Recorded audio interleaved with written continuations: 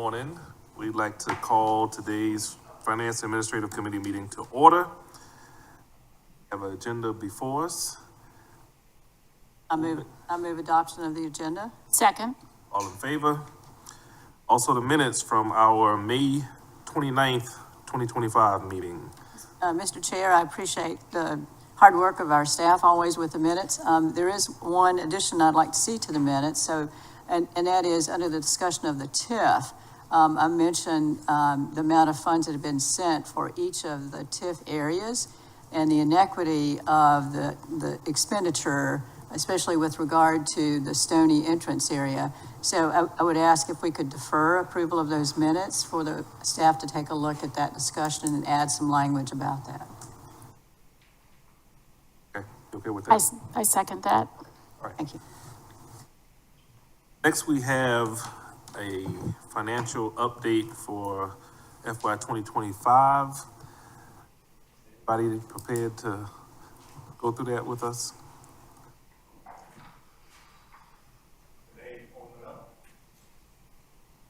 Mr. Orlando, I'd ask that,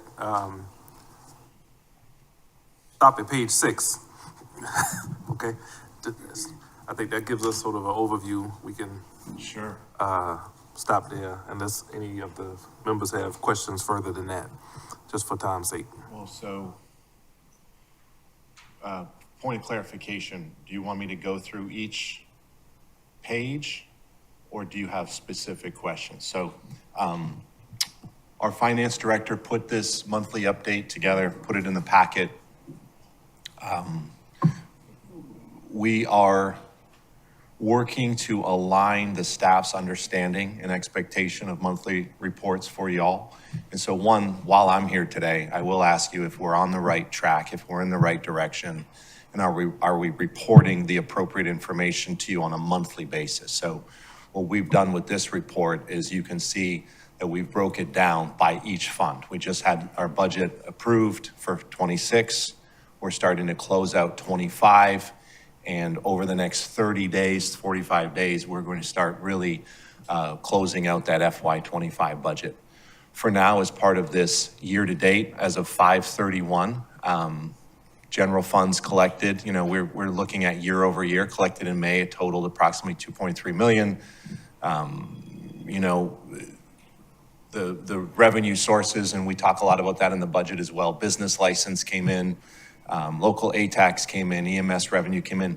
Nothing on this page was jumping out at us at our revenues, let alone our expenditure pace. As we are closing out the budget, we're starting to realize we are going to yet again underspend, right? Less than budget, less than actual rev. And so that's really where my mind's been over the last 30 days, understanding that closeout and understanding all in. We can go through it. CIP revenues for May, that's standard. There's nothing jumping out at us there either. Debt service fund as well. Top sources of revenue, it's interest earned as well as property tax revenue collected towards your debt. So I won't read that. Sure. But I think what we're looking for is page 6. Is the whole funds, right? Monthly revenues, monthly expenditures, net activity. It shows a negative, but overall, the negative, we're not in the negative. We are cash positive, revenue positive. Our expenditures are on track. They're as budgeted, some less. And really actual revenues is where I've been trending over the last 30 days, like I said. So. Questions from the committee? Yeah. Yes. So thank you for showing up today to talk about this topic. And I did want to acknowledge that we've got some very good underlying revenue results. As you can see in the package, up 11.8% due to property taxes, business licenses, and local accommodation tax. So I feel good about that. It shows what's happening in our economy. Right. And as you said, expenses are trending under plan, under budget, which is always a good thing you like with your finances. More revenue, controlling of expenses. There was a revenue category that I think we should take a look at, though. If you can go to page 8, and it has to do with the beach parking. I made a comment last month about how under beach services and parking, it shows a year-to-date amount of $69,484. That does not align to the Excel spreadsheet that you send out that captures how much we're capturing in beach parking revenue and citations. In the Excel spreadsheet, it says through May, we've collected about $241,000 in parking fees and $10,000 in citations. So I'm just wondering how that money flows through that program into the financials. I will look into that. You are correct. Those should align. Let me look into that, and forgive me, I haven't looked at it at that level of detail since last week. Yeah, no problem. I just But thought I'd bring if that to your somebody can attention. Take Erica's shaking her head. Do you have an answer to that? Do you know why they're off? Not to put you on the spot, but, all right. All right, we'll look into that, and we'll report back to you, frankly, to all of town council in an email. Okay. And then next month, we'll make sure that those two align. Right. And then in regards to the package, I wanted to acknowledge the addition in the back of, and it's something that we had asked for, is more detail on the special revenue funds. And the reason for that, although our P&L, so to speak, shows the transfers in and transfers out, what I am most interested in is understanding the monies that we're collecting. So to be able to see that and see how we're doing, I think is very helpful. And I appreciate that you've laid it out, and it's on page 22. Yeah, I'm You've looking got for it, it. There it is. you know, quarterly, by the various categories, so that we can see if we're, the next one, Is this this one? as well as this. Yeah. So we can see what's happening in regards to those trends, so that we know, how are we doing in these? Because they total over $50 million. So Sure it's they a do. significant revenue stream for us, and is the way that we save our money towards these large projects that Absolutely. we want to implement. So having that information, I think, is very important for the Finance Committee. So thank you for those additions. You're very welcome. And it's been great teamwork, definitely with Erica and Kimberly's help putting this together, so I appreciate them. And from my perspective, so you know where my head's at most of the time, it's long-term, it's not monthly. So today, if I'm not answering those monthly exact questions, 8% or 7% up or down, it's because I am looking at how our budget's coming in, and our revenues have stayed strong this year. They've stayed as projected. Our actuals will end up being more, just like every year, and our expenditures are less. We need to start spending in CIP as planned. We know that. And I think that this year's budget, we're going to see a much better ability for us to report to you monthly and quarterly on that, not just general fund operating spend. That is what it is. Payroll's payroll.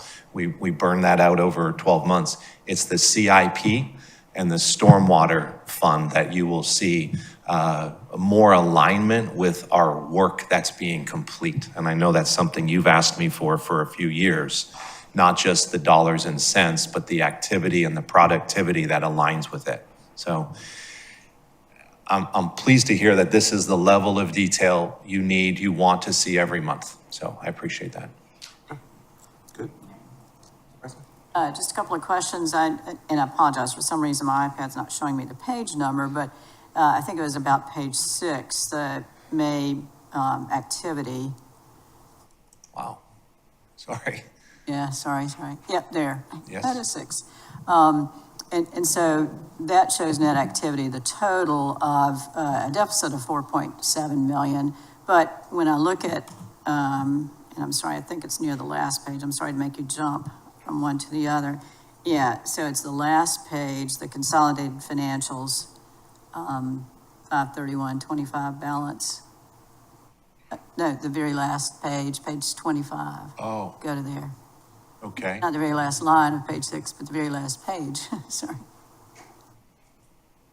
Yeah, so there it shows, indeed, there's a balance of 243 million. So So it looks as though somehow we caught up there. That was just May.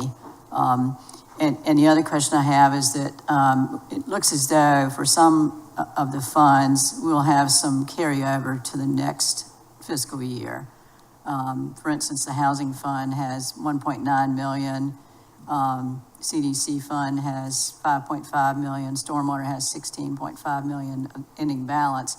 So unless we're going to spend all that money in June, or have spent it, it's almost the end of June, then I would guess that a lot of that's going to be carried over and was shown as some sort of carryover in the budget we just adopted.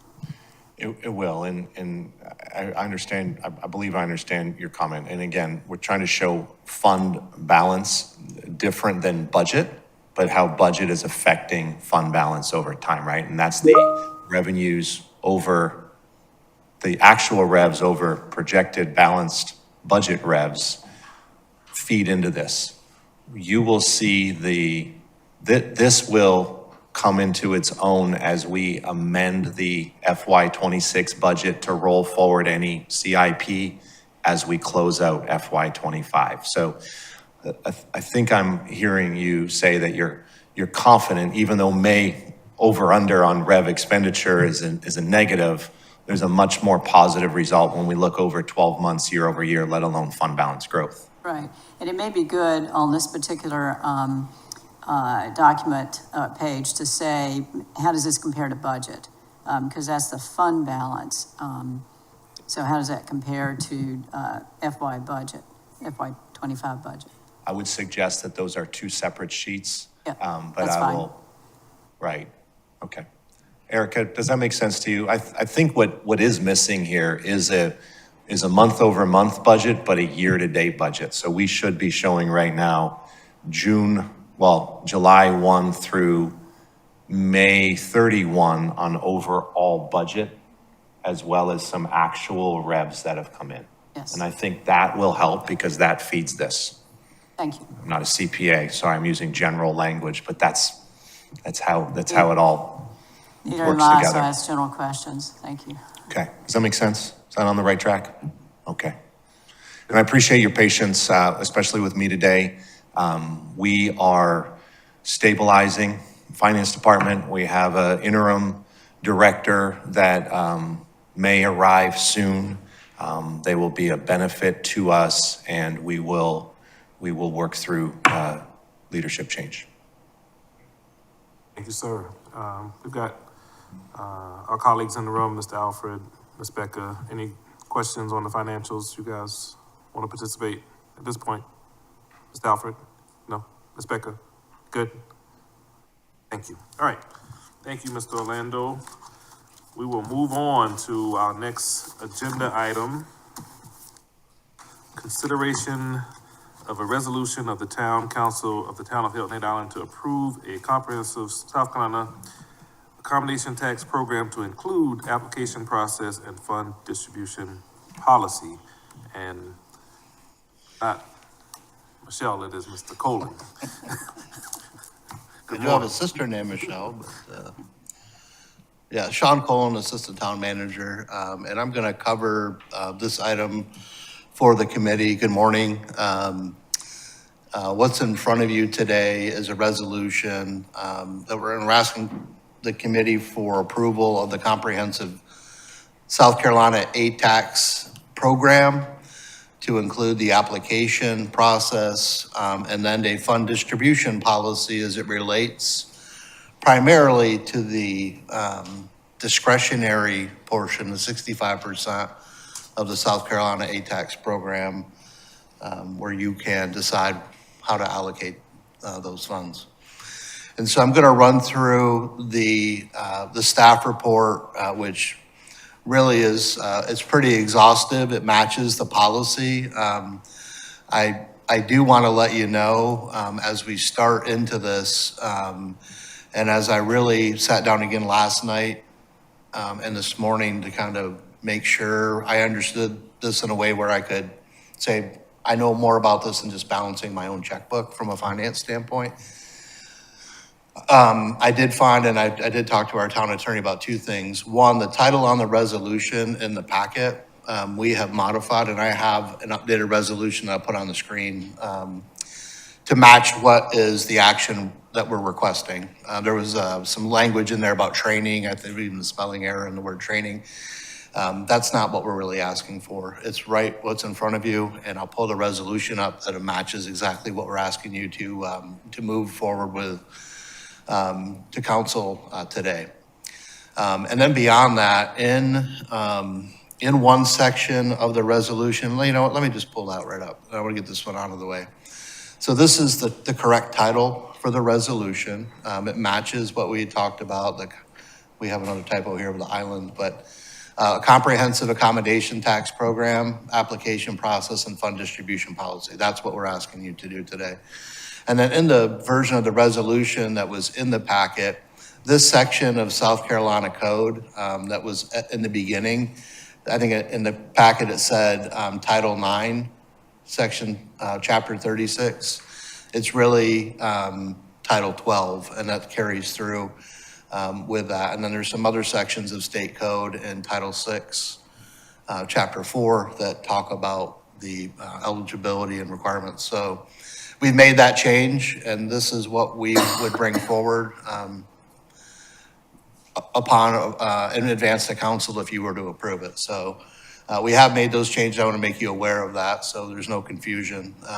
Title IX of the South Carolina Code deals with the South Carolina retirement system, and when I looked it up, I was like, I don't know how that relates to tax, but good God, if that's the case, we better write our congressman or senator or whatever. So, all right, so we get that out of the way. So we just want to make sure that everyone's clear on that, that those errors have been resolved. And I talked with Curtis, and he sent over this revised resolution this morning to make sure that we can cover that with the committee. Okay. So again, I'm asking for recommendation on the entire program, the application process, and the fund distribution policy. I do want to say that we have not run this through the ATAC committee. We want to understand the direction from the committee and town council, and then work with the ATAC committee on the expectations related to this. I will say that one purpose here is to put everything in one place. It's memorialized in a way that applicants, staff, the ATAC committee, the finance administrative committee, and town council have access to the whole program. They understand the expectations related to alignment with the state code on how the funds need to be allocated, what the eligible items are for use of the funds. And then the process that you must go through to be compliant with the state code, state requirements.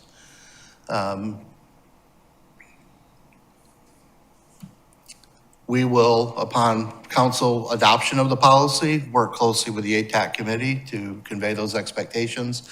And if we learn, right, that we need to make a tweak and it's substantive, then we can ask council to reconsider a portion of that. But really starting with council direction as we do to make sure that we're aligning your advisory committees to your expectations and the requirements of the state law. Okay? So the way that we've outlined the staff report and the policy that's attached to the resolution is to make sure that everyone understands the overview of the South Carolina accommodations tax code from state law. And again, it's authorized under Title 12, Chapter 36, 920, on and on. It has three parts that are included in that code.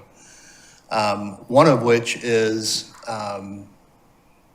the collection of 2% local aid tax on all transient lodging rentals, hotels, motels, short-term rental, on, and then outlines the use of those funds. And so when we look at what the statute says under Title 6, Chapter 4, these are the provisions for the collection, use, and oversight of ATAX, South Carolina ATAX funds. So establishes 2% state accommodations tax. It defines that you have to use these for tourism-related expenditures. Municipalities that receive more than 50,000 have to appoint an ATAC advisory committee, and we receive around $12 million in state ATAC funds. Outline eligible uses and restrictions, approve a housing impact analysis, which we've done prior to awarding any state ATAX funds toward the development of workforce housing. As you recall, the town council approved MOUs with Habitat for Humanity and Coastal, the CCDC, in the amount of $500,000 to $600,000 last year, and they used that money toward development of workforce housing. And then there's a oversight committee at the state, the Tourism Expenditure Review Committee, TURC, has oversight authority on all related expenditures and can, let's not worry about if we don't comply, right? But if there's non-compliance, they have the ability to take some action, okay? Permitted use of funds are then laid out in the next section. Again, all expenditures have to be related to tourism, and they're outlined here. I don't have to read them unless you'd like me to, but advertising, cultural, historic, recreation, those types of things. And you can see this bullet at the end, workforce housing. It's a relatively new provision that allows temporary use through 2030, I think, to use funds toward the provision of workforce housing. So, and there's a limitation, but in section 7, we outlined it in more detail. But you can use up to 15% of your discretionary South Carolina accommodations tax toward the provision of workforce, with the understanding that workforce housing is, in our community for sure, helps to support the tourism industry and the generation of the ATAX fund, tax itself. So any questions on the state program, the authorization, the requirements, the eligibility and use of funds, and then the eligible expenditures related to tourism at this point? Before we move on, Yes, Mr. sir. Rowland, just one. Is there a time limit on the ATAX funding as far as when they have to be spent? I think it's 2 years. 2 years. All right, thank you. All right. Mr. Chair, following 2 years from what? I think we need to say 2 years from what? 2 years from time of receipt is what I'm hearing. And we can clarify, and we'll make sure we're making notes, but we believe it's 2 years from time of receipt, and we can make sure to make that a point at council if this advances with your recommendation.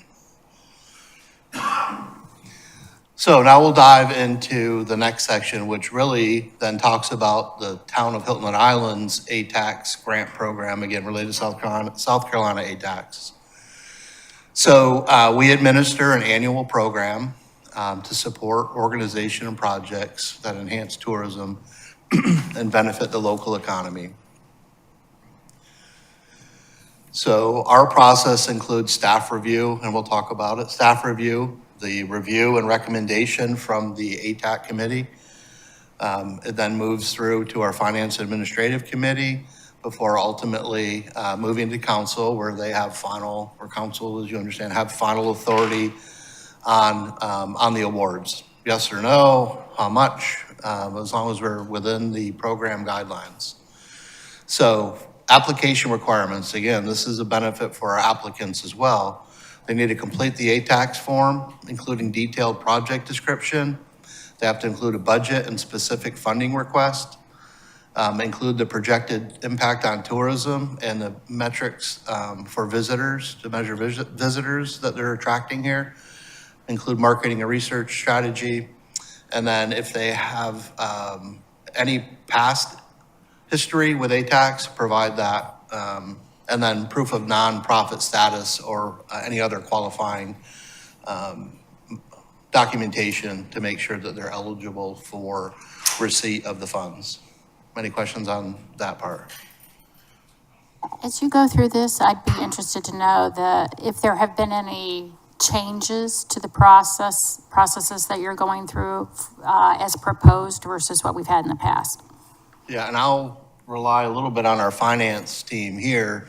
As I understand it, other than including some guidelines or some proposed evaluation protocols, including the scoring rubrics that was included as attachment 6, I think. The requirements under state code haven't changed other than the housing component here recently. But the application requirements, the submission, the calendar of the submission, I don't believe has changed. It's really just making sure that it's memorialized in a way that not both, but applicants and all the review groups understand the entire process from end to end. I'm getting some nods, so absolutely. Okay, thank you. That's a great question. We move on, Sean. Ms. Bryson, yes. Yeah. I know you covered A, and then you mentioned briefly subsection B of that Article 3, the timeline, and I see the note fiscal year 2026 ATAX calendar. I'd raised an issue before about December being the town council approval. I see this is for this year, which shouldn't be an issue, hopefully not. But in election years, every 2 years, the first Tuesday in December is when a new council is sworn in, and to have the ATAX committee recommendations followed by finance administrative considered at that time as an issue. So I know it happened in 2022 and 2024 that the approval wasn't until January, and that caused a lot of the agencies a lot of heartburn. So I'm wondering if we can move that.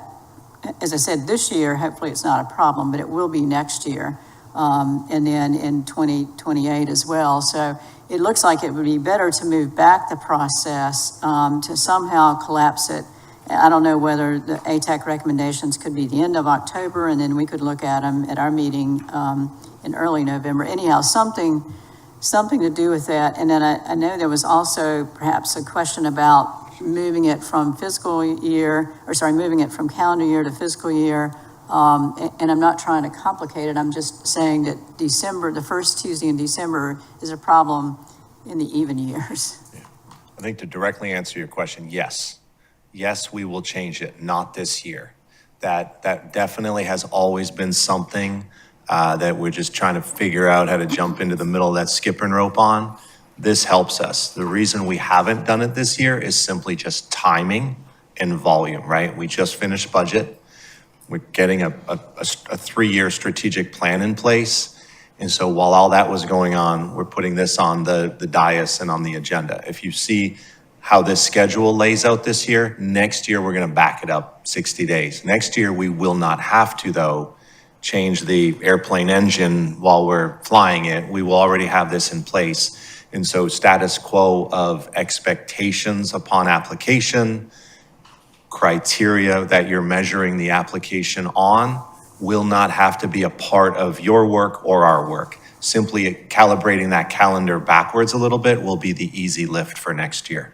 We will get that message out well in advance once we're in a good place here. So to your point, absolutely, that will be something that town council won't have to or doesn't have to weigh in on, but it's something that I'm tracking quite heavily so that it never jumps into January again.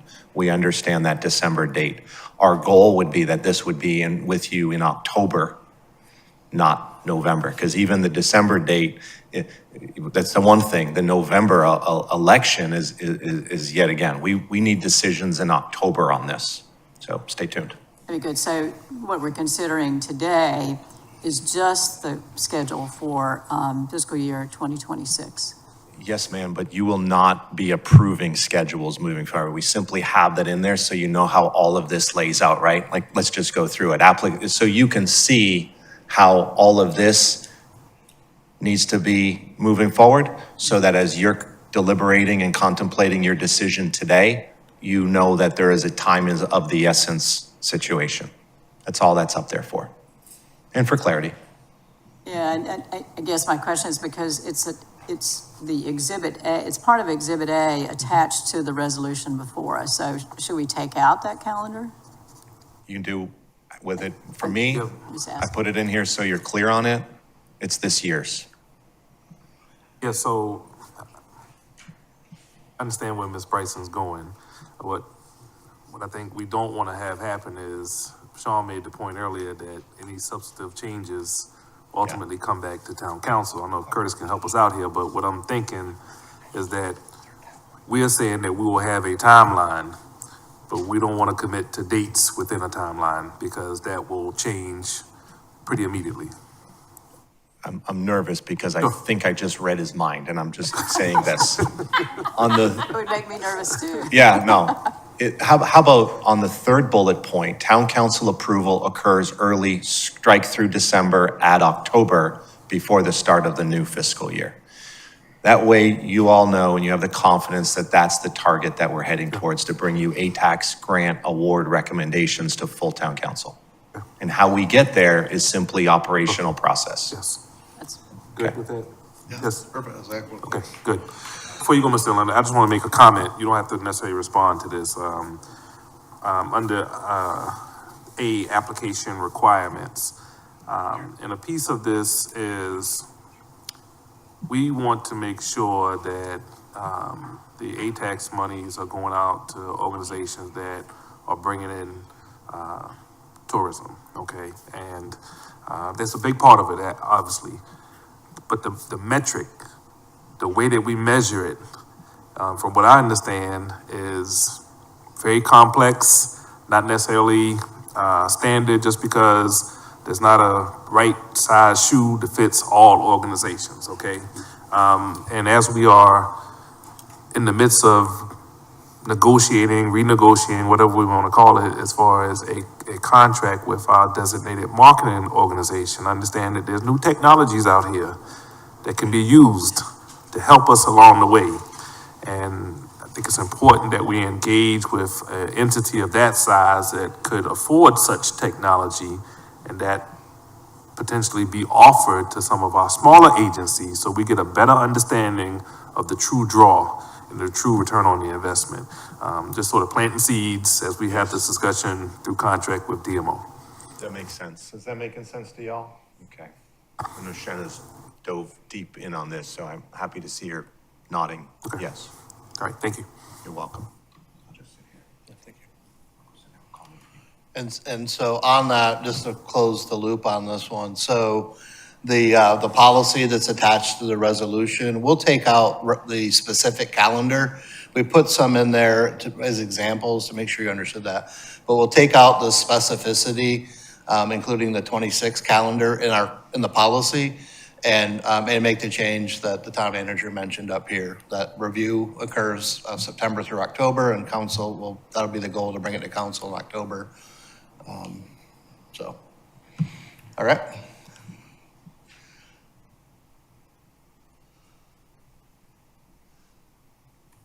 So as the applications are submitted with the information that I went through above, according to the general calendar that we just talked about, and this year, right, we need to have applications submitted between August 4th and September 5th.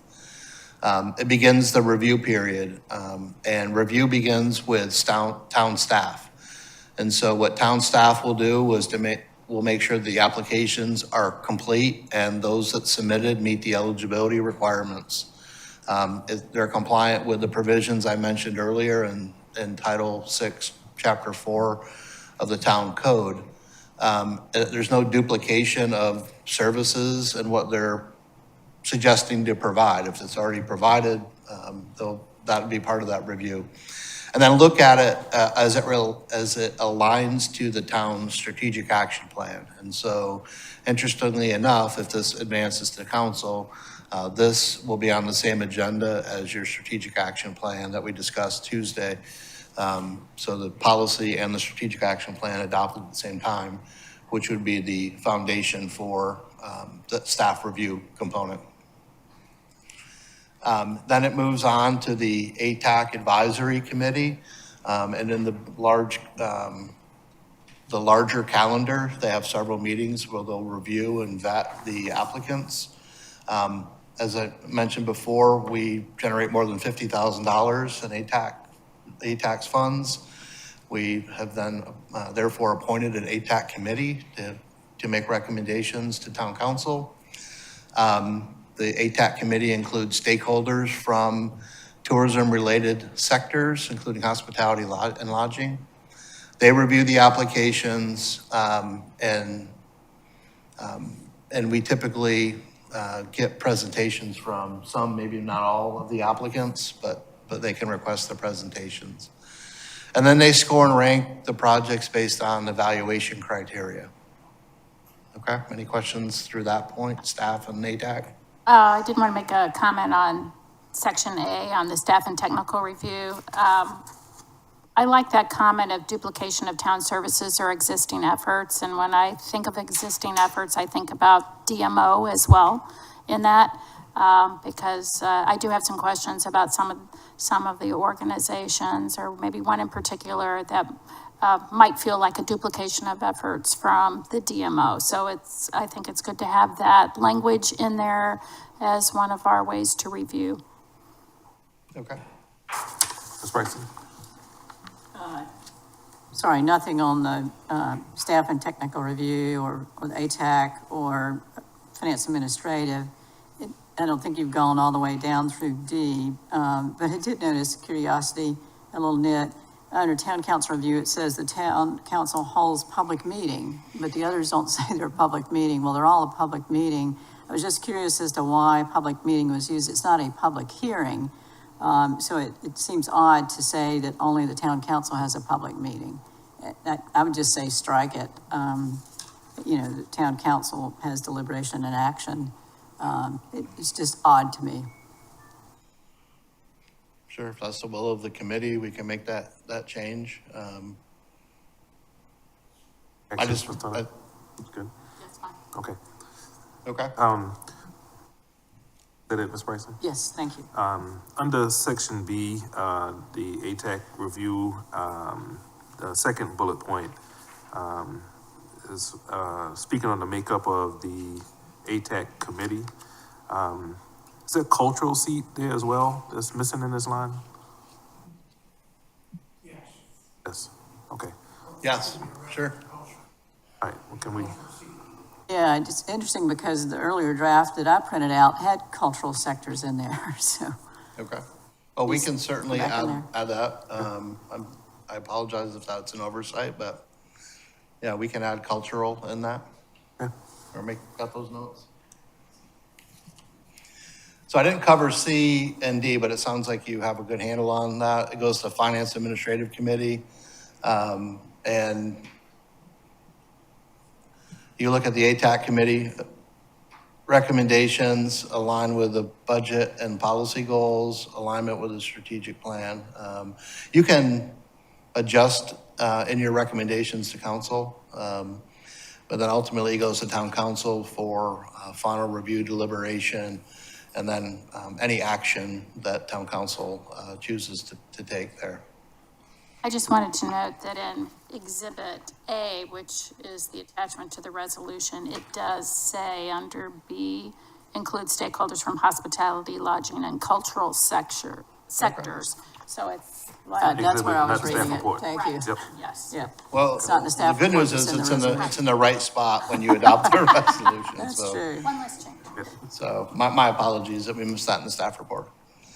So any questions on that for review, and we jump into the evaluation criteria?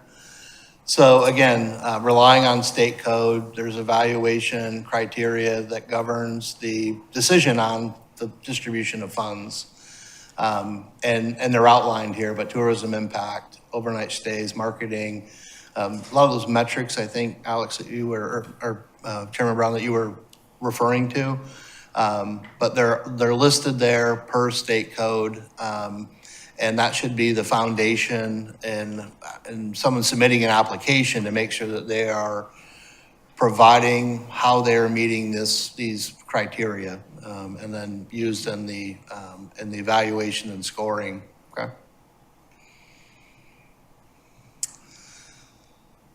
And then we get into post-award requirements, and maybe we should have put this after town council voting and approval process, but if selected, the applicants are required to enter a formal agreement with the town.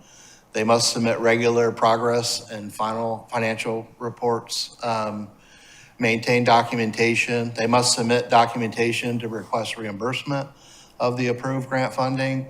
And then if they don't use all the funds, or if there's any misuse of the funds, they must be returned. Any questions on that? I'm trying to be deliberate as we work through this, so. No, appreciate that. No, somewhere in here, and maybe Ms. Hunter now remembers this, but the town sends award letters, and I know this year we had some delay in that. Some organizations contacted me and said, you know, we know it's been approved, but we don't have our letter.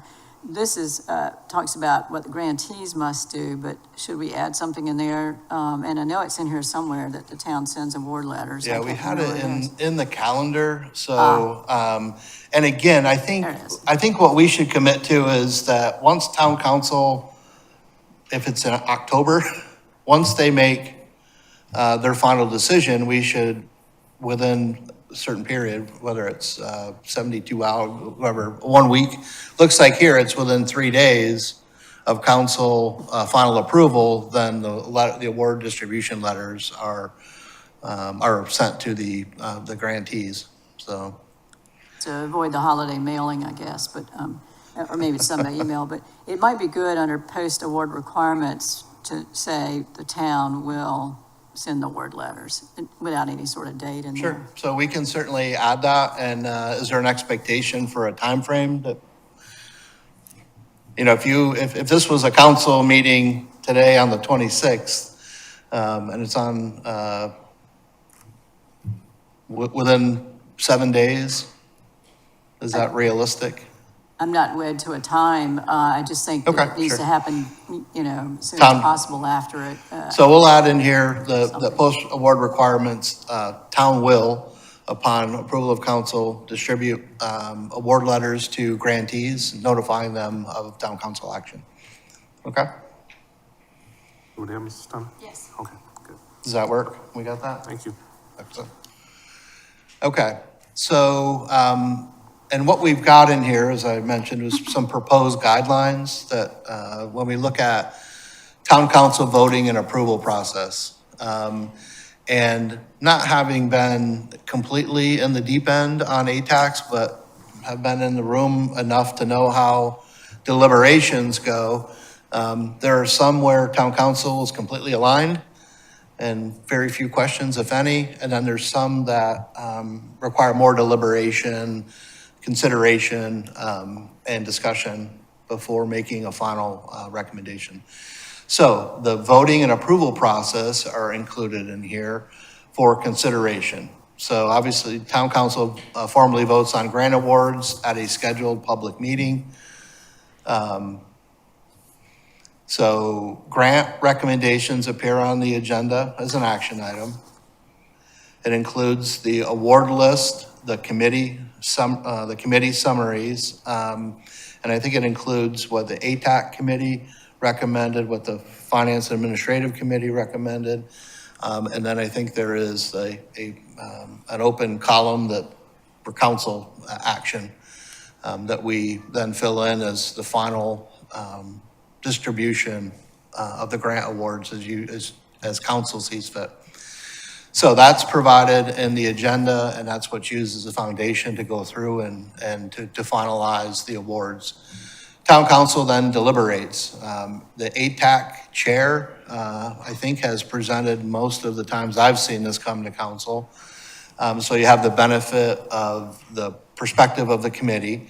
Obviously, you have the Finance and Administrative Committee chair and members there to share what they had vetted in the committee level. But the ATAC chair presents the funding recommendations to council, along with finance team here, director or whoever they designate. You council can ask questions. I don't need to say that to you, but I just did. But questions of staff, the ATAX chair, and if applicants are there, probably in their best interest to be there, to ask questions of the applicants themselves. And then there's discussion about priorities, any funding adjustments based on their recommendations, or if they want, or if council needs some additional information to help them reach a decision, or to support their overall understanding of the application. So with that, should I stop there? We good? Yep, let's just make sure there aren't any questions on that piece of it. We good? No, I'm glad we're laying it out because being a new council member, I wasn't sure what the process was, especially as we were targeting in on a few specific applicants and whether those could be removed or not for additional discussion. So I think it's good to lay out what that process is so that everyone is clear. Tracy? Just a couple quick things. The very intro paragraph says, town council formally votes on the grant awards at a scheduled public meeting. I think we just take out that language because we don't want any problem with somebody arguing whether or not it was regularly scheduled or a special meeting or anyhow. I mean, it's going to be at a meeting, but Okay, I mean, confused as to why we add some language in here, which, just a little nit. And then under, I think you got through D, voting procedure. pardon me? Did you get through? I didn't get subsection through D? the specific, like, I was through the deliberation process, and then I was gonna cover how to help, No. or propose structure for council, I'll wait till committee you and get- council to consider. Yeah, I'll wait till you get to that. And on the wording for public, I think it's just part of the program to make sure that once the staff and committee review, that council's making decisions in public, but I understand your point there that all your meetings are public. So, all right. So after deliberation, and what typically happens, is town council approves everything unanimously, and, no, I'm just joking. There's applications, as I mentioned, that everyone's aligned on and supports and says, no changes, well, So, but if 1 year, or from here forward, there's alignment on council that says we approve, everything is submitted, you can approve what was before you as submitted with the recommendations. There's a motion, there's no changes, and council votes on the entire packet. That's one option. Probably doesn't happen, but that's an option, okay? Where you have alignment on many, but not all of these applications for grant award, you can make a motion to approve those that there's alignment on. And we'll throw a scenario out there. If there's 20 applications, you're aligned on 14. You can make a motion to get those off the table and approved, and then talk about the remaining 6, and you can go through those line by line. But so there's a motion to approve a partial parts of the list where there's alignment. And even with that, you can have amendments or and defer the specific votes on the other ones individually. And then as you go through the ones where there wasn't maybe complete alignment or there needs to be more information or clarity, you can vote on those individually. And then finally, there could be a rejection or deferral. So you could reject one or more of the applicants or applications for grant award, or you can defer any or all of those to a future meeting for a decision. Does that make sense? Okay, roll call conducted by the town clerk, majority vote, so 4 or more, required for passage, results are recorded in the minutes. And then, as we mentioned before, upon approval, we'll initiate the grant agreements. We probably should put, deliver the award letters, initiate the grant agreement, and then disbursements throughout the year once submitted. So I did have a a comment regarding the results recorded in the official meeting minutes. So I went back to the meeting minutes and, within it, it showed what was, presented by the ATAC, chairman. And then all of the individual, discussion points and votes. And when we finished, we did make changes. And there was never a tabulation included in the final minutes of what was actually approved. There were the paragraphs of, we talked about this and voted on this and we reduced this, but there was never that final list. And that's what I was kind of looking for last night as I was preparing that, for this. So I think it would be helpful to include that in the minutes as the final list of what has been approved. Otherwise, it creates some work. Yeah, so it makes sense. So if you have that matrix, having a clean version that has ATAC committee, finance administrative, and town council, right? The recommendations and the final award approved by town council, absolutely makes sense. Is that it? Person? Yeah, while we're on the voting procedure, the roll call vote, is there a requirement for a roll? I mean, I'm fine with a roll call vote, but I wondered why it was called out in this case. We've been voting by hand signals lately instead of, we Yeah, so I used to do a lot of roll call votes, and then for time's sake, I think we went to the hand show, unless a roll call vote is requested, but I don't know whether there's some sort of statutory requirement. I'm gonna ask the town attorney if he has any advice on if a roll call vote is required. It's not, probably, right? Sure. Yeah, it's not required. I think that it's a matter of, sometimes it's a matter of how the meeting's going. It's a matter of what the chair needs. I will say that at the last ATAX vote, as we remember, and I appreciate you bringing up, watching it again, we went back through our notes and realized that there was some deliberation from town council about the full list, having to approve it or consider it in whole or in part. And we've always, as I've been involved with ATAX over time, you've typically taken the full batch. You asked if there was a concurrence. Rarely, I don't think ever there was 100% concurrence anywhere that I've ever witnessed or been a part of. And that's those items that are aligned, stay in and you vote. And those items that aren't aligned, you pull out and you vote on one at a time. We put in here roll call conducted by town clerk as a roll call, and I would ask that it stay in here, or at least the chairs and the mayor know that that's what our town clerk needs, because sometimes sitting over there and not knowing if someone's hand's all the way up over their shoulder, especially on something that has, let's say, 70 items you're voting on as one or two motions, or 10, it's hard. So we put this, it's our recommendation. Committee can recommend what they'd like, but it's in there because that is our recommendation. So, and it helps us. Truly doesn't matter to me, Mr. Chair. I just wondered why it was inserted here, and I'm always fine with helping the clerk out and the deputy clerk. On something like this, it eliminates the maybe I did, maybe I didn't later, and then everybody look at our amazing town clerk and say, you got it wrong. A roll call on ATAX is good standard practice. Sure, I'm fine. Thank you. If I could go back up and the options for voting, motions and amendments. So 3, rejection or deferral, it says council may reject and request a revised recommendation. And so I was trying to figure out who we're requesting a revised recommendation from. Is it a suggestion to go back to a committee, or are we asking the applicant to revise their, I'm not sure who we're requesting it of.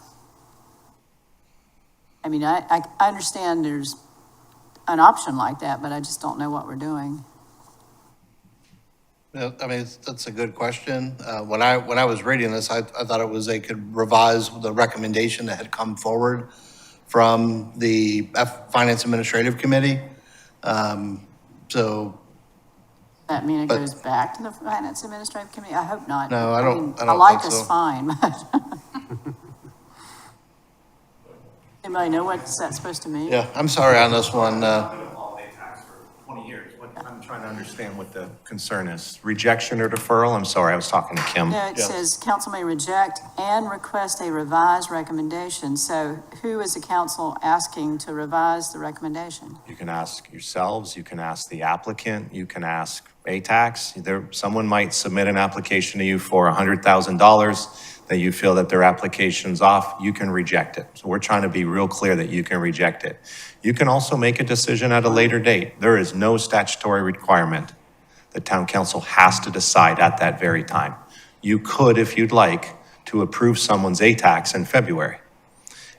Their timeline on their budget doesn't always have to be your timeline on as well. And what we're trying to do is help with that, but I also think for full clarity that you also know, right? Because I think that's what you asked us to do at the last vote.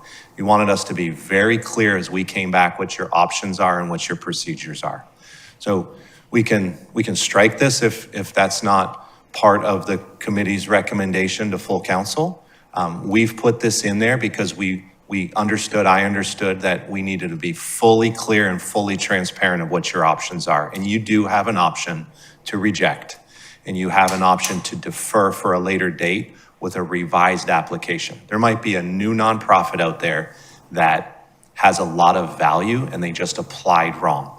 That might mean you don't have to deny them. You might have to say, go firm that up a little bit and bring it back to us. We really think you're going to add some value with the use of our ATAX investment. That's a deferral. So however you'd like me to word this, Yeah, well, deferral is up in subsection 2, and reject is in 3, and I'm fine with that. I just was not sure who we were asking for a revised recommendation. And you've explained some of it, but, you know, is it that we're going to ask the applicant to revise their request, but not their recommendation? The recommendation would come from one of the committees beforehand. So is that sending it back to a committee? That's my question. Are we asking the applicant to revise their application, or are we asking a committee, the Finance Administrative or ATAC, to revise the recommendation? That's what I'm asking. Well, I don't know why council would ask the committee to revise the recommendation, because whatever you decide, takes the day or whatever, wins the day. I don't know what the right term is, but as it relates to number 3 in the rejection deferral, so town council can reject the applications, and I think the question is, if you request a revised recommendation, you're probably making an amendment or you're deferring. I think we should just take the language out and just say, rejection or deferral. Town council may reject an application, or town council may defer decision to a later meeting, and just leave it there. And then you have amendment above that, so. Yes, amendment's already covered if you change or deviate from what the recommendation was to begin with. I mean, I don't want to take out options, but I just want to understand. understand? Yep, good with that? Yes. Yes, okay. Thank you. Okay, thank you. We'll take that section out. We'll make sure that the final clean list is included in the minutes related to final action of council on these grant awards, as Councilwoman Tunner mentioned. Anything else on the review, all the way through town council, including voting procedures? Just a nit, upon approval, staff does something that's not part of the voting procedure. I think that goes back up to post-award. So we will move this up to the town requirement, post-award. Understood. And adding the. And add award letters the to- award letters, just me. Thank you. Thank you. Are we ready to move on to the next section? Well, I want to pause just Yes, for sir. a moment, Mr. Colon, since we've covered the grant portion when it comes to applicants. And just wanted to make sure that Ms. Becca and Mr. Alfred had a chance to weigh in on this particular piece, if you guys have anything at this point. You want to weigh in on anything we've discussed so far? You good? Okay. Ms. Becca, yes.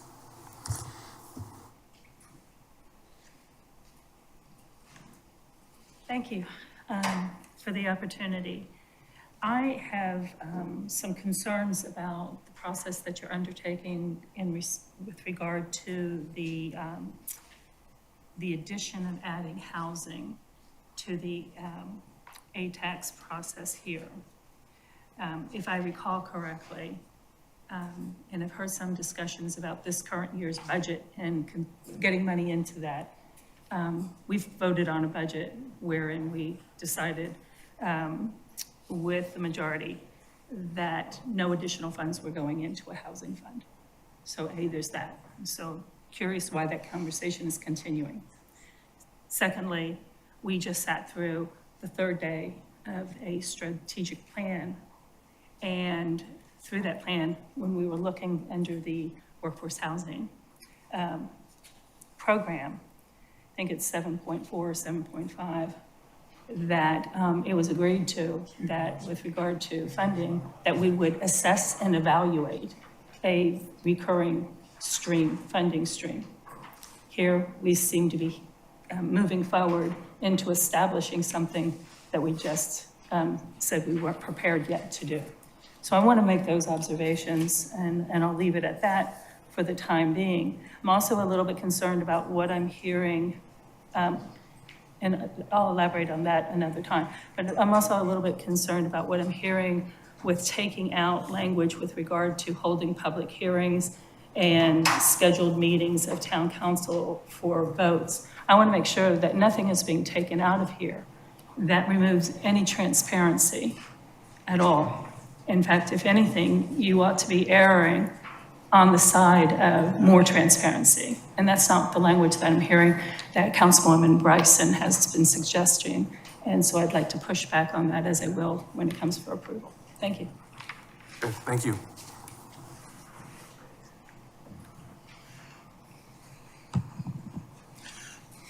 Okay, Mr. Kohler. If I could say something about a public meeting, my observation is that it's inconsistent in the way it's done. All of the meetings are public meetings. I'm not saying we should not have public meetings. Understood.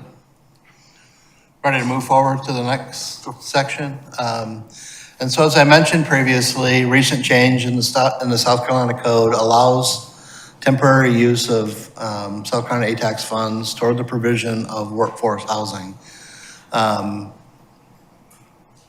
And I'll go through the parameters under that state code so that everyone understands use, limitations, when it expires, and then how to implement if town council chooses to use A-tax funds, South Carolina A-tax funds toward the provision of that.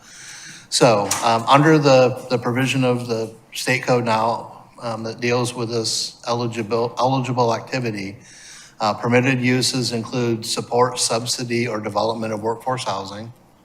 As I mentioned, this is a temporary allowed eligible use. Currently is set to expire December 30th of 2030. And so about 4.5 years, unless there's an extension at that point to extend it beyond that 2030 expiration. Commitments must be included within that time frame. And then there must be a track of expenditures and to ensure compliance with that provision. So if town council were to consider implementing this provision as an eligible activity using the grant funding, we would be required to ensure legal compliance, reporting and documentation to keep us in compliance. And as I mentioned, that TURC group, the Tourism Expenditure Review Committee, has oversight at the state level, and we'd have to make sure that we are meeting the state requirements, or we would hear from them. So that's a very brief overview, just to say workforce housing is eligible, provide you the foundation for that, and give you an idea on the time frame and requirements if you choose to use that. Okay? Any questions on that part of it? Okay, so then we go into the next section, and this is really to help be representative on how you want to consider your distribution of South Carolina A-tax funds from a program standpoint. We've included specific information from fiscal year '26 to help paint a clearer picture. And so I'm going to run through the '26 example, and then we can go through in detail as much as you need on the background documents that were used to put this together. But I'll run it through at a high level, and then based on your need, go through some more detail. So fiscal year '26, the projected South Carolina accommodations tax revenues are $12.3 million, okay? This estimate is consistent with the attachment 3 that shows the historical revenues generated by the town through this funding source. And then based on the revenues and the distribution that's included in the table here, we have included the required distribution, which is, again, required of the code. So there's mandatory distribution and there's discretionary distribution. And so when the town receives the ATAX funding, the first $25,000 of the ATAX revenues are placed in the general fund. So there's $25,000 that's set aside. Additional 5% of the town collected revenues from South Carolina ATAX are placed in the general fund as well. And then there's 30% that's required to be distributed to the town's designated marketing organization, okay? So this 35%, and I would say plus 25,000, is required to be distributed per state code in the manner that is listed here, okay? And so we use that along with the exhibit, I think exhibit 4, which was the historic distribution of South Carolina ATAX funds from the town, to propose a distribution, and this is proposed in the fiscal year '26. But the first 3 lines remain the same, consistent with the state code requirements. And then the balance, the 65% distribution that town council has discretion over. The proposed distribution is 30% of the collected revenue is available for the ATAX grants and award to applicants. That 20% is allocated to the general fund toward tourism operating expenses. 10% is allocated to the town's capital improvement program fund. And that 5% is allocated to the housing program under this provision of the temporary use authorized through 2030. And so the 25 plus these percentages add up to 100 plus 25,000. Complete the full distribution, mandatory and a proposed discretionary distribution as a policy consideration for the committee to recommend to town council. And then you can see from real numbers, right, not just the percentages, how that would play out in fiscal year '26. So if you look at the general fund required, it's a $641,000 to general fund required, $3.7 million to the DMO, 3.7 to grant applicants through the award process,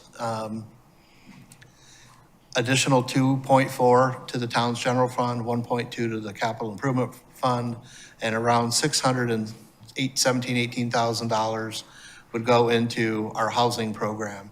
And I do want to say that the housing program allocation would be in support of the town council adopted strategic plan housing goals, and the implementation of what council has directed in that strategic plan to utilize those funds towards. So I want to make sure that is a direct line to the strategic plan and expectations from council.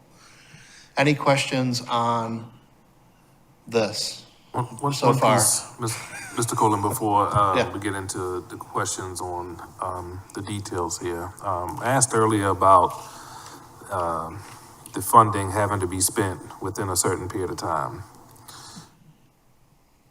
So if this scenario, let's say, changes where we've got a 10% increase in the ATAX dollars that we have collected, but any of these items, and we'll use the ATAX grants as an example, come in lower than the prescribed 30%, what then happens with the overage if we've got 2 years to spend it?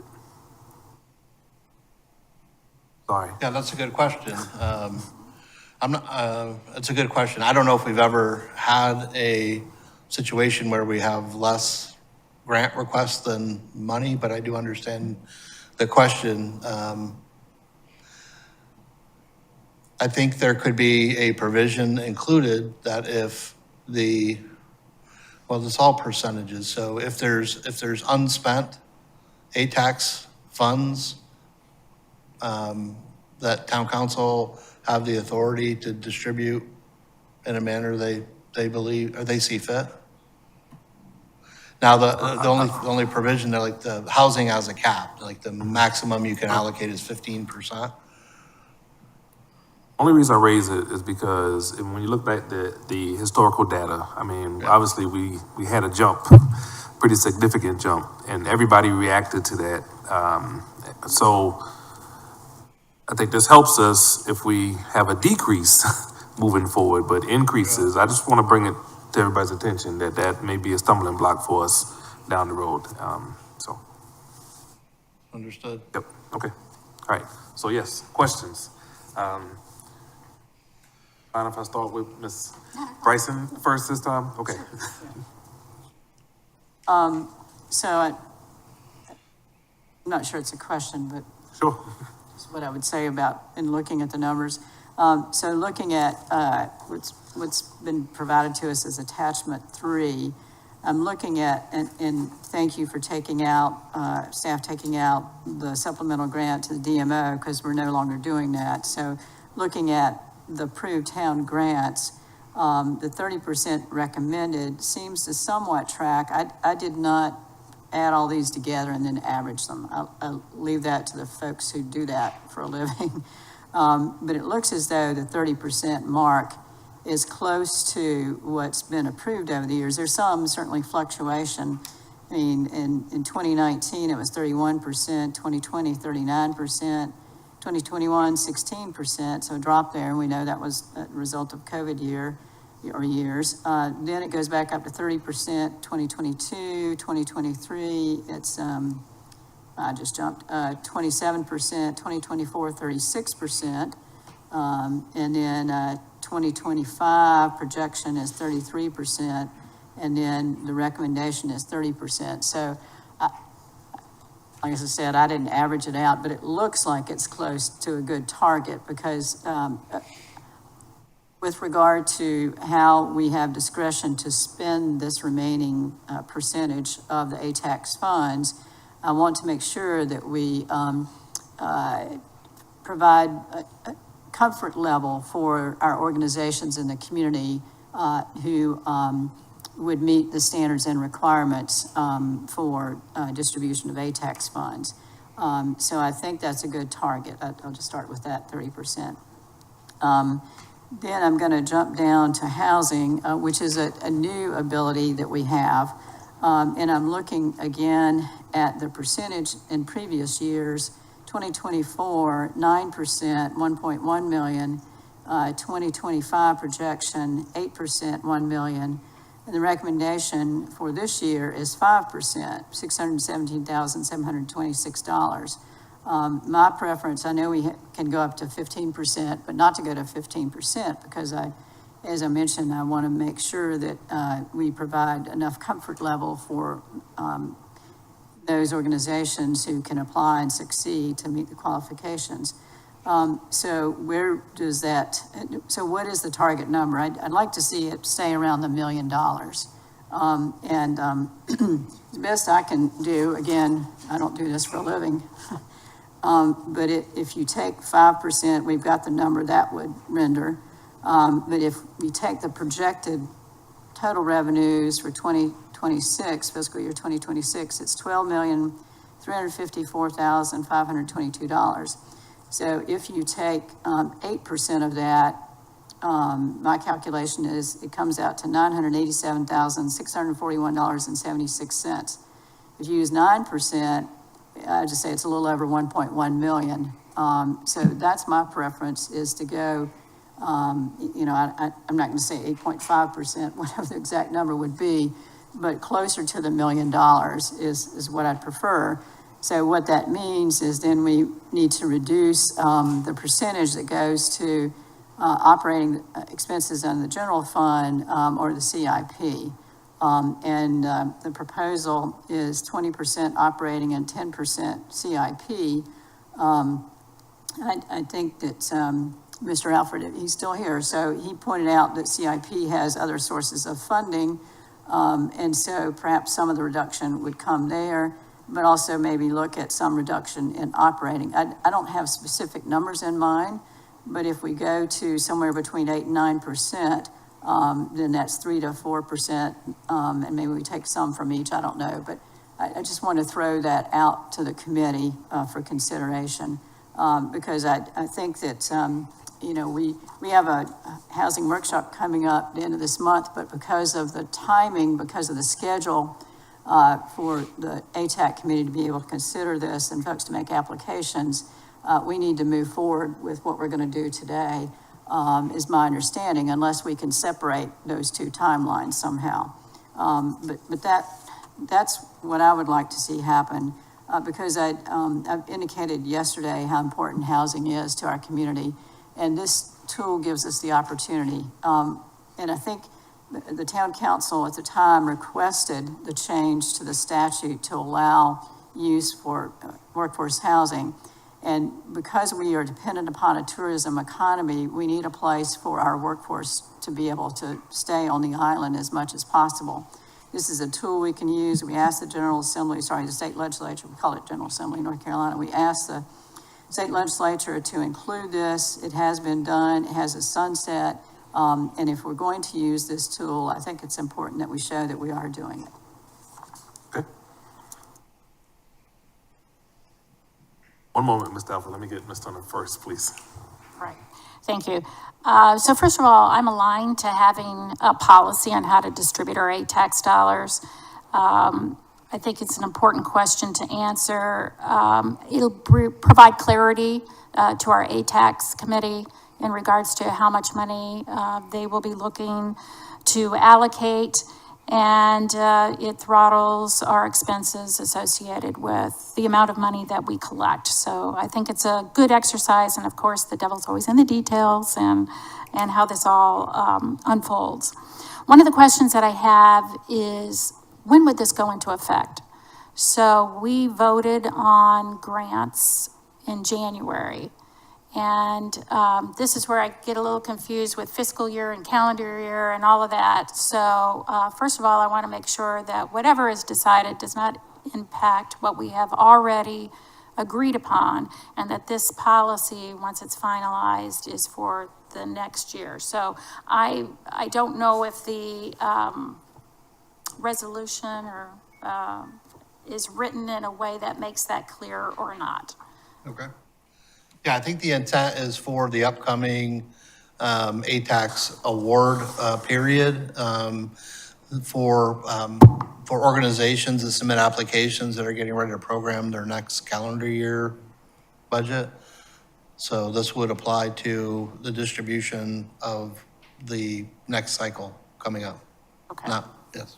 All right. And to that point, Ms. Turner, I think it's also important for us to say out loud that there is a long-term goal that we align the fiscal with this process, okay? That's a little bigger lift, but I think it's something that we have to do, so we eliminate sort of that confusion. Yes. Yeah. And then I'm just going to make a comment that has nothing to do with what we control in the room today, but I think the policy of requiring that you have to spend 30% of your aid tax dollars for a direct marketing organization is perhaps dated. You know, when you look at what has happened over time as the taxes increase, that organization gets an automatic raise and bump, and may not be needed. And so I know that isn't something that we can decide here, but it is a question that I have as to whether there needs to be a different approach moving forward. And I realize that's a state law, but I just wanted to make that comment. Thank you for pulling up this exhibit. This exhibit to me was really helpful in me analyzing what is going on here and what the impacts are.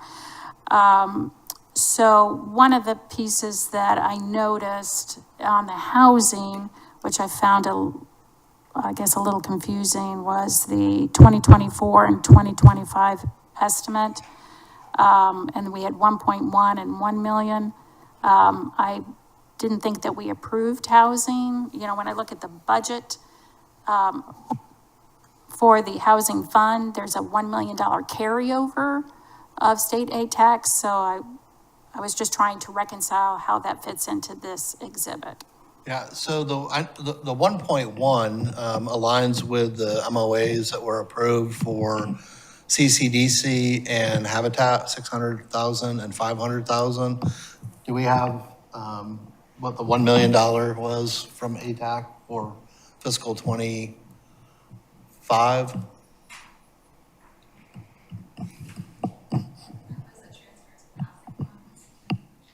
Okay, it was a budget transfer to the housing fund?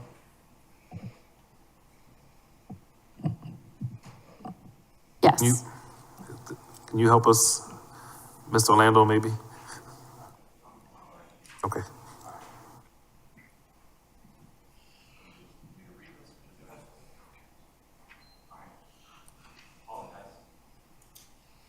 No worries. Question about the current dollars in the housing fund different than the Yes. proposed planned use of funds? No, well, when I'm looking at the exhibit from the Yes. budget book, and in 2024, it shows revenues of 2.35 million, and then in 2025, it shows 4 million, and 1 million of that was a transfer from state aid tax, but I don't see the 1.1 million that is listed from 2024, so. A budget ordinance amendment. I don't know, and I don't know, you're looking at a budget book from that year, and I appreciate that, but I think, as I understood staff, that was a budget ordinance amendment, and so maybe it's not reflected in that, I don't know. I'm just asking if that's what it is. Right here, without diving into some of that, what we are trying to show, and if we look up here, hope this works. Of course, it doesn't work. Thank you, Sean. It doesn't work, my clicker. Ouch. Excuse me?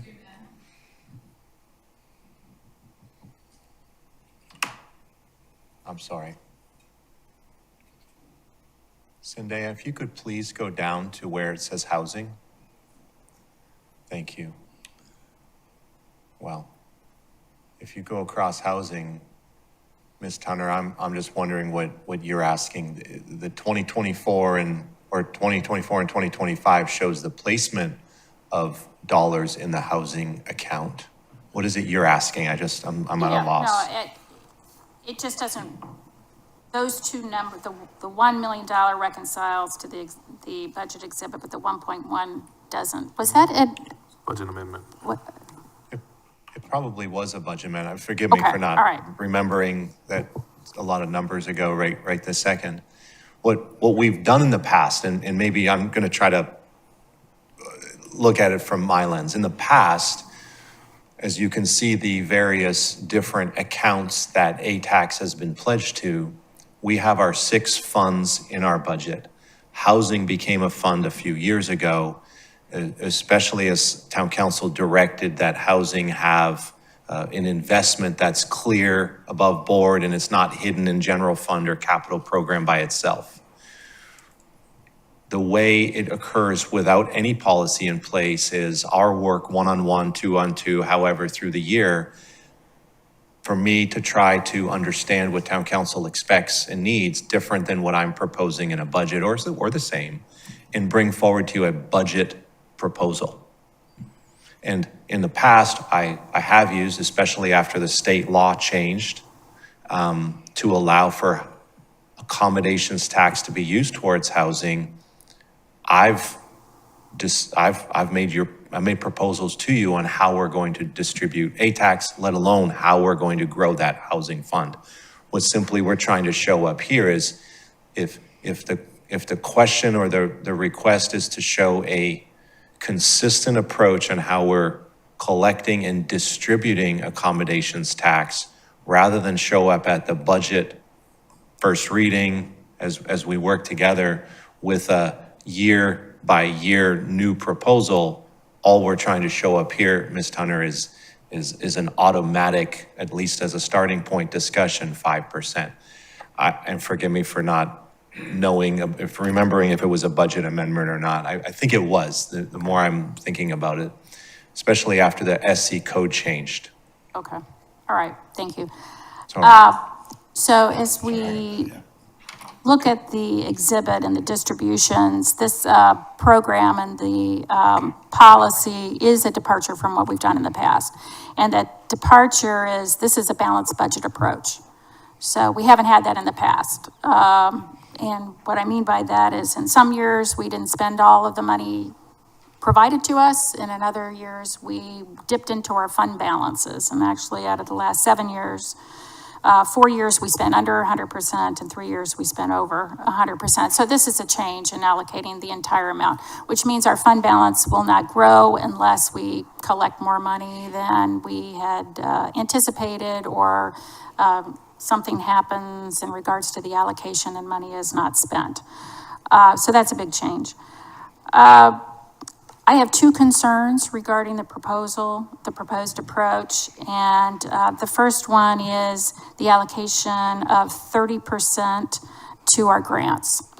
I believe that it is disproportionately impacting that category. And I appreciate that you've laid this out as a sample, because it gives us numbers that we can look at and we can think about what those impacts are. So one of the drivers of a reduction is the fact that we believe we're going to collect less state accommodation tax. And so at the top of the exhibit, that means a reduction in state accommodation tax of minus 3.6%. So when you apply the 30% of that number to the grant piece, you're actually reducing the amount of grants by 11.3%, which is more than 3 times what the state accommodation tax reduction is. And so that's a concern for me. I would prefer to see that allocation be at the 33% versus the 30% as it is today. You know, our cultural organizations are an important part of the fabric of who we are as an island. And I want to make sure that they are supported, and you can think about this as, you know, supportive economic development. And in regards to that 33%, I did do the math of looking at the allocations across the years. And there is one year that stands out that's really low due to COVID, minus 16%. And if you take the remaining averages of those years, it's like 32.5 or 32.6%, which rounds to the 33. So it's not out of the realm of what we have done in the past. So that would be one area that I would feel very strongly about. The other area is in regards to housing. And this is an area that we can agree to disagree on. I am not supportive of using state aid tax dollars for housing.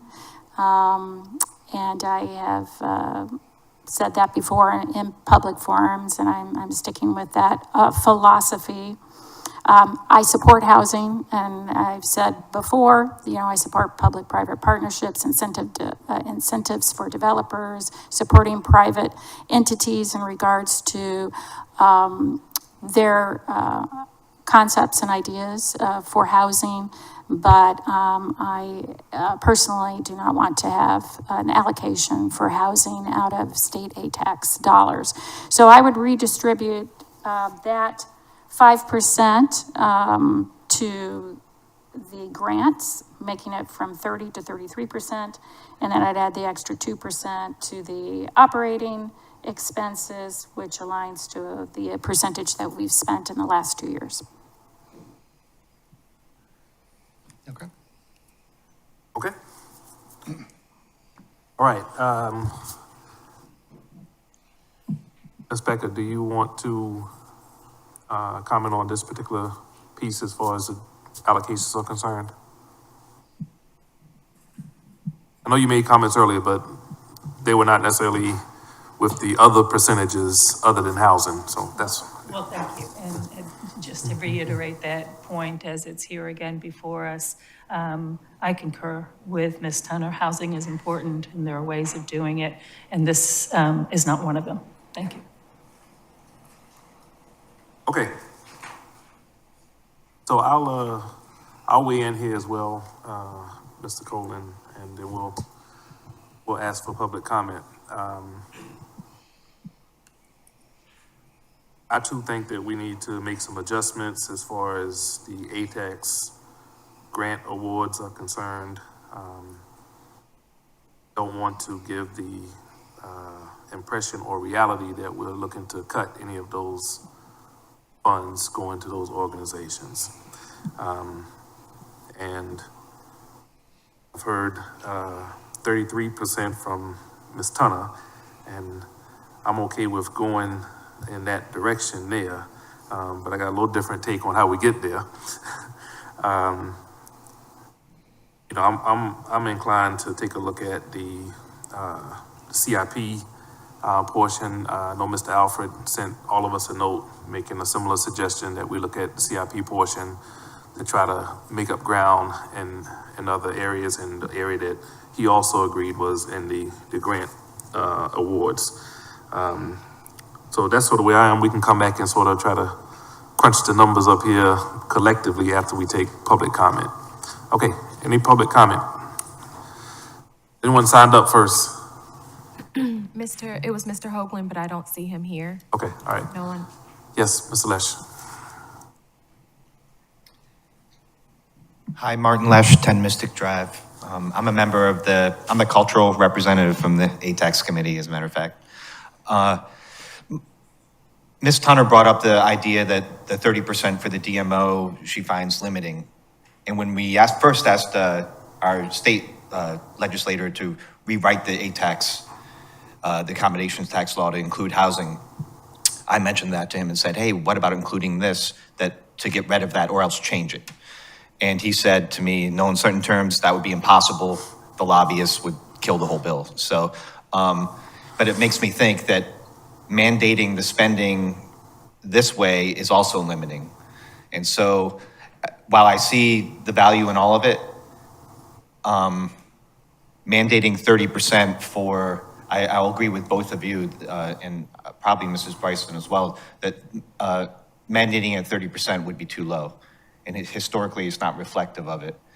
And also this year, one of the reasons that it fluctuates so much is that we have different priorities every year, and we have different opportunities for that investment.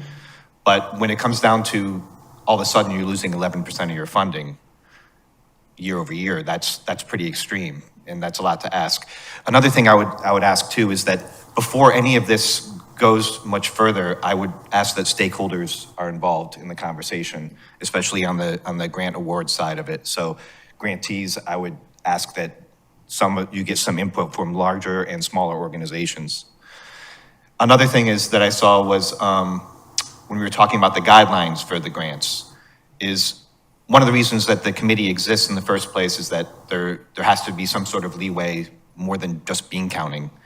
And while I agree that data collection is, that there's ways to improve data collection, it doesn't apply to everything that we're giving grants for. I mean, it would apply to a festival, but it might not apply to the quilting festival or things like that. So I think that there needs to be some leeway in that. And so the committee shouldn't be bound to strict regulations on that when we make our recommendations.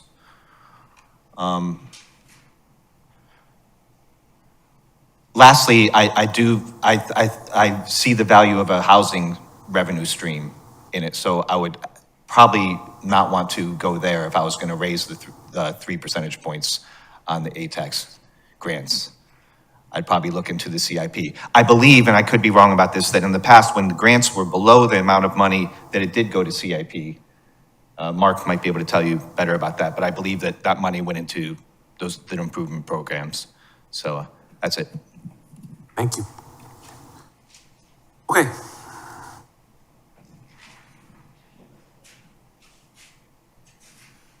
Mr. Chairman, I think Yes. there's another. Oh, I'm sorry.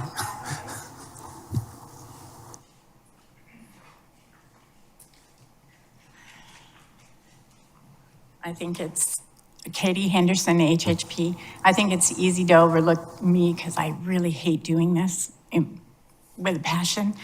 But I think the $1 million question here, and when it comes to housing, is you have asked all the other grant receivers to show the return on the money. And I don't see that happening with the housing. And I think that's a huge consideration, that it's a lot of money and the return is very little. And I think that needs to be considered in this whole thing. We need to be fiscally responsible. I know you guys are trying, you do it, but that's a real big consideration. Thank you. Okay, so what we have before us, Mr. Colin. Sir, I'm sorry. Yes. there's- Oh, I'm sorry. Trust me, I am welcoming the public comment. I'm a late hand raiser. I'm with the Art Center, Coastal Carolina, Jan Smith. I noticed under your voting procedures in section 7D, your last voting procedure where you discussed the revised recommendation and that perhaps the council may reject and request a revised recommendation. In my opinion, I think that that's important to lean on the committee, the ATAX committee that has spent all the time and work to review the applications and to make their sound recommendations. They intimately know these organizations. And I think if you would circumvent them and just defer or reject on your own without referring back to them for a revised recommendation, that could be troublesome. And it could show a lack of confidence in a committee that you've put a lot of time and effort into having. So that's the only thing I had on that. Can we get your name for the record, please? Jan Smith. Thank you, Dan. Yeah, thank you. I think everybody that's left is staff, so I'm okay. You pulled a hamstring getting up 3 times. So. I'd like to ask a question. Sure. You talked about the ATAX committee and the fact that you've come to us first to get our thoughts. Can you repeat again where the ATAX committee fits into this conversation? So, so as you know, every budget year, there's a consideration for how much money is pledged to ATAX grant applications. That's used by the review committee, both. I'm sorry, I meant regarding this proposal. Oh, I'm sorry. Yeah. Yeah, so we will bring whatever comes out of this committee, if it was recommended to town council, to make sure that the full town council supports the direction. This entire policy, including the fund distribution component that we're talking about now, will be shared with that committee, and we'll discuss with the chairman initially. But we're trying to align the expectations of council with the ATAX committee to execute the work. And then the process that's outlined here is similar to what they've done in the past. So is that helpful? I'm just wondering and we haven't gotten into the scoring criteria and all of that, but I'm wondering from a process perspective, they've been doing it for a few years, if they have any feedback regarding process improvements and whether those have been incorporated into your review. We again have not vetted this through the ATAC committee, but we'll meet with them and go through this in detail. As I mentioned, I hope there's no substantive changes, but if we learn through this that there's some modifications that needs to take place, I think that would make sense to come back. I think the town council should establish a distribution policy based on what they think is correct. And then the application process review, the program has some flexibility within it other than meeting the requirements of the state code. So it should be used as a guideline and to meet the expectations of how applications are reviewed, how recommendations come forward through the process from staff, ATAC, finance administrative, and town council. Okay, so I think there's confidence that once town council blesses, particularly the operational side that you have laid out, that there will be sufficient time to deal with the ATAC committee, who also has connection to stakeholders, so that there are any things that we are turning the apple cart upside down on, we'd still have enough time to come back and make those substantive changes if need be. Yes, sir. Comfortable with that? Yes. Okay, perfect. Yeah, I'm glad, I also have a note here about asking for the committee input, and I'm glad to hear that. I'm wondering if we can even separate out the application process and that scoring rubric and leave it to the ATAC committee to make that suggestion or any corrections to it. I mean, I'm just throwing out that as another possibility. Usually, well, I won't say usually, in my brief history and looking at what the ATAC is doing, they have revised the application a couple of times over the years that I've been aware of them. So that's why I'm wondering why are we now looking at the application and the criteria? I defer to them. I think they're the experts in the area. If we want to talk about them, I'm also happy to do that. But knowing that there's a clear opportunity for them to weigh in, and then if we have to change something in what the full town council has adopted, that there's opportunity for that. I'm also mindful of the quick timeline to get all this done in the fall. That's why I'm wondering about separating it out, but just as a suggestion. But, I defer to my colleagues if we want to talk about the scoring rubric or anything in the application, I'm also happy to do that. But just throwing out that as an idea. And the other thing I wanted to do is respond to the suggestion from the representative of the Arts Center, and that is we looked at taking out that language about referring it for a recommendation. And if it is to go back to the ATAC committee on something, then adding back in that option, as long as it's clear who we're referring it to. That was my main question. I'm okay with that if we want to add that back in, as long as it's clear where the referral goes. Okay. I think at this point, I'm more inclined for us to move the whole thing to council. That way, particularly with the process piece, staff has clarity as to what they're going to be presenting to the ATAC committee and so on. And then if we have to circle back, we do. I don't want staff to be put in a position where they're sort of sidestepping when they're having conversation with ATAC. And so we can bring that back up to us if need be. Yeah, I would, excuse me, and just for clarity, when I look at the application, it's right, it changes a little bit here and there.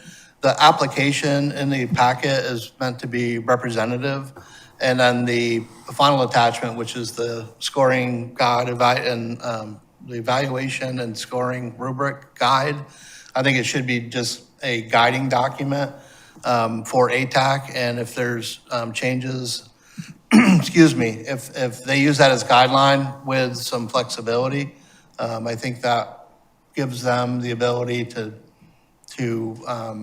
meet the other requirements that we've outlined, the state code, the expectation of council with alignment to budget policy goals, including strategic plan, which we've built in there, and not have to come back as the specific rubric and criteria is exactly what needs to be followed. Their guidelines, then they have that flexibility, so. Okay, before we move on to C, let's talk through these numbers just a little bit, okay? I think it might be good, as Mr. Alfred was here for a long time and then had to leave, I'd be happy to read his email into the record. That's fine, sure. I can find that. He says, let's skip over why he had to leave. He wants to record the comments he would have made if he's not present for the ATAX discussion. As you know, I am a supporter of arts and cultural affairs, so I want to start by noting that state law specifically mentions culture as an appropriate expenditure of ATAX funds. Moreover, state law specifies that one of the 7 seats on the ATAC must be for a cultural affairs representative, a point not mentioned in the staff report. While I favor using ATAX funds for workforce housing, I do not want to see the share of the town's cultural organizations reduced as a result. I note one category proposed for receipt of ATAX grants is the CIP fund. That was added for 2025. It was not included in any prior years. There are numerous other sources of funds for the CIP. Accordingly, I would suggest that this grant be removed and its allocation be placed in the grants category instead. At the very least, such allocation should be respread among the other categories. Okay. So, let's start with the ATAX grant awards, 30%, if we could. I think I'm hearing from Ms. Turner to move to 33%. I agree with moving to a higher number. We've got another member of town council who has expressed similar concerns. I'm okay with that. I appreciate that Ms. Turner took the time to do the averages. I'm not surprised. And especially the large percent reduction in the amount. So I'm okay going with 33%, provided it comes out of the CIP. Okay. The general fund, there's been no discussion about any movement there. I think the only suggestion that I made is that by my request to move the housing to either 8 or 9%, that it would come out of general fund or CIP.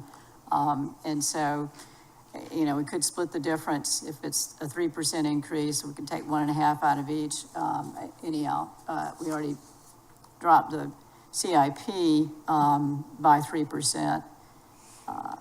And as Mr. Alfred pointed out, there's other sources for the CIP, and the first year it was done was in 2025. So that would be my request, as we first look at the housing and then decide if we want to adjust general fund or CIP further. Just to help with that, I'm more inclined to mess with the CIP number than the general fund number. Some of the general fund expenses deal with personnel that are directly related to tourism. So I don't want us to lose a level of service by touching the general fund number. And that's fine with me. Okay. All right, so you okay with 20% for general fund, Ms. Turner? Is that leaving that as is? Did I lose you? Sorry. No, you didn't lose me. It's just that, you know, we're gonna have a fundamental disagreement about the housing piece. So, so if there was any place to take money, I would take it from the CIP. Okay, all right. Ms. Hunter, did you do the calculation on the general fund, what the average was, or the CIP? No, I did not. Okay, sorry. I was Okay. laser focused on grants. That was a good thing, thank you. All right, so at the moment, I think we have agreement to move up to at least 33% of the grant awards and taking that from CIP to do so. Yes, Okay. sir. I've got that at 33% and 7% currently, pending Yes. Any other adjustments? Okay. Now for the housing. In the spirit of, the conversation that we had on, earlier this week, Monday, I think we were looking at some wordsmithing when it came to the housing, goal and the actions and, to assess funding sources, okay? And here we are discussing, potential at the committee level. And yes, we have two other council members here today, but they're also missing. And I think it's worthy of us further assessing at the council level as far as if it's 5% or no percent, okay? And this is a recommendation coming from staff, all right? So I've got Ms. Bryson who's saying she'd like to see it higher. Ms. Turner is saying she'd like to not see it at all. I guess I'm gonna try to split hairs here and try to make a recommendation that full council can look at to consider. And since we've already, sort of eased off of CIP to improve the grant awards, I'm okay for the moment with keeping it at 5% as the staff's recommendation. And, that will leave some money left over that could potentially go back to grants. So I just want to put that out there as maybe a compromise to get us to the next level of discussion with the full town council. Understood. So I'm now looking for some reaction from my colleagues. So, I hear you saying 33% for, grants, 5% for housing, and then how would you split the remainder?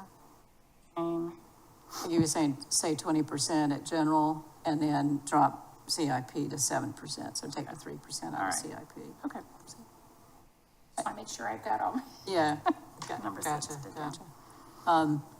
You know, while I advocate for spending more, what I would suggest, Mr. Chair, is that we send it to full council with, the different comments and leave it up to full council as to decide on the final distribution for housing.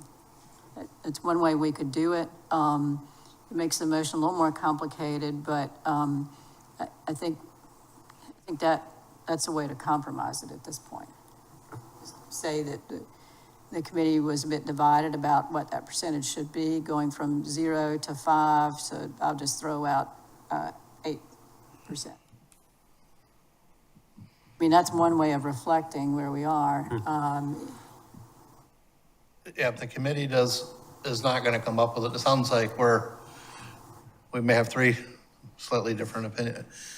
So the recommendation at this point would be to move this fund distribution policy forward, adjusting the grant awards to 33%, the CIP out distribution to 7%, and that the discussion related to housing or another adjustments be done at the full town council. Was that what we're? I'm good with that. Is that? Yes, fair I'm enough? fine with that. Yes, okay. Because at the end of the day, the full council will need Yeah, to determine. understood. So, and it, probably to save a bunch of discussion here to try to fine tune it, unless you feel like you can get to a position on. I'm good with that Okay. approach. I think that covers it. Okay. All right, Yeah, we can make that clarification, sir, when we bring it forward to town council. all right. And I'd like to thank my colleagues for the increase to 33% for our grant award winners. And thank you for doing the math. Okay, so, we've got another page here, Mr. Colin, that, Yeah, and I don't need to cover this too much detail. Really, it wraps up the intent of what we just talked about, meeting the code requirements, transparency, identifying the allocation of these funds toward our strategic goals. When we talk about next steps, so the recommendation here will go forward to the full town council with the adjustments that were recommended, provided you take affirmative action to approve the resolution. And then we've included the next steps here related to the current application process. I will say another step in here is coordination with the ATAC chair and committee to make sure that they can weigh in as this is rolled out and provide feedback to both staff and then to town council. If there are no additional questions on that, I'll put the resolution here that summarizes the action that we'd like the town council or committee to recommend to town council. Chair, while we're doing that, I had asked the question about, under town council voting and approval process, motions and amendments, and asked a question about subsection 3, rejection or deferral. Council may reject, and then the language and request a revised recommendation we took out, but I'm willing to put that back in, provided we say and request a revised recommendation from the ATAC.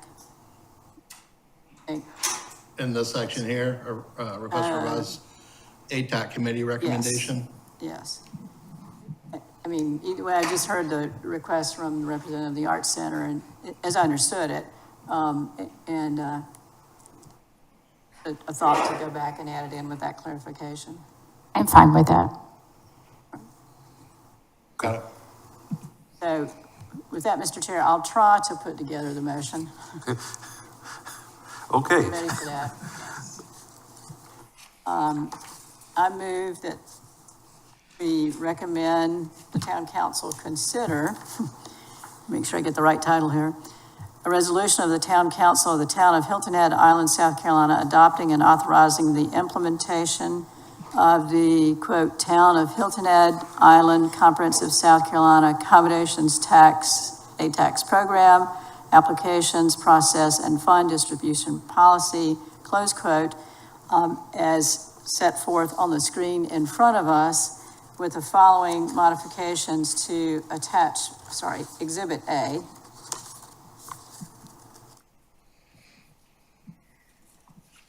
And I know that the staff will help me if I have missed one. On page 3, under Article 3, subsection B, we would change the sentence which says town council approval occurs in early December before start of the new fiscal year to November before the start of the fiscal year. And taking out the section which says the fiscal year 2026 ATAX calendar is shown as an example below. And then also on page 3,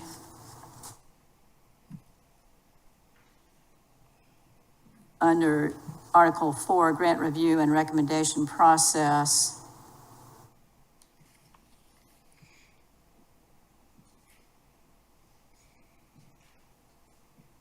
that we make sure I'm in the right place here. The comment earlier was to take out the reference Right, to to public meeting town under town council. council, to add a provision making it clear that all meetings are public. The meetings of ATAC, Finance Administrative, and Town Council are public meetings. Correct. And then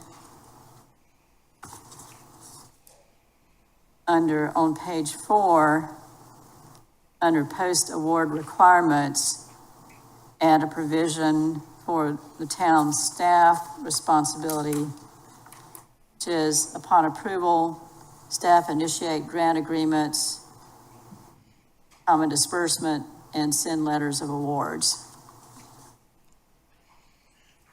Then on page 5, under Article 7, subsection C3,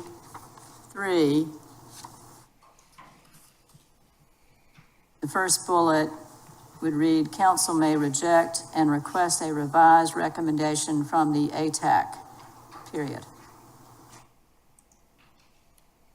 And under subsection D, voting procedure, to strike the last bullet, which has now been moved to a prior page.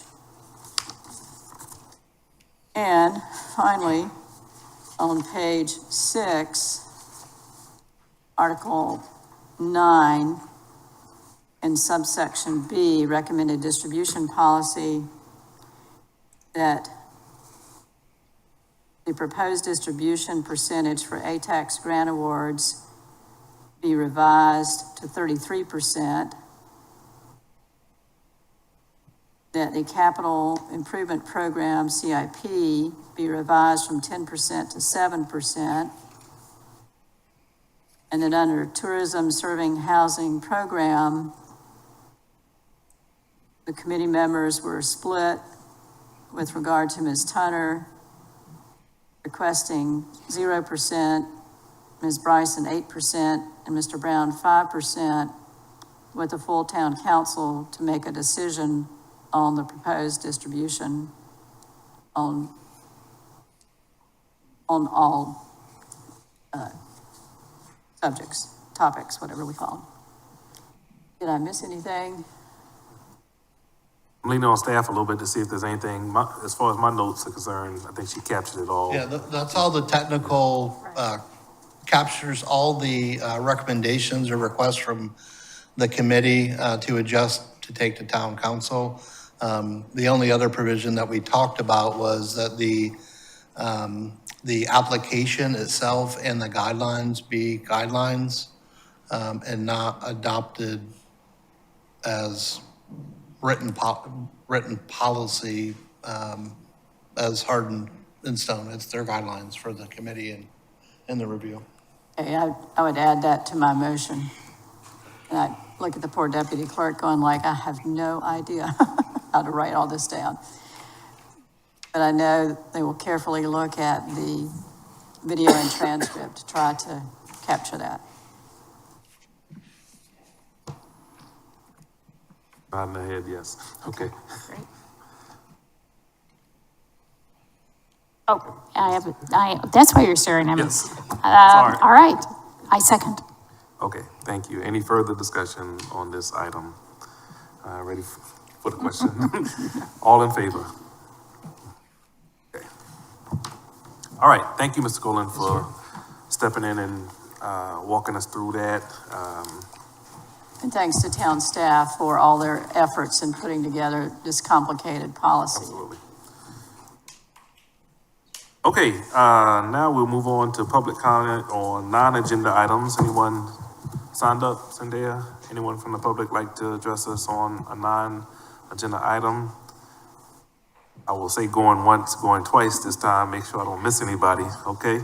All right, so now we are adjourned. Thank you all for your contribution to today's meeting.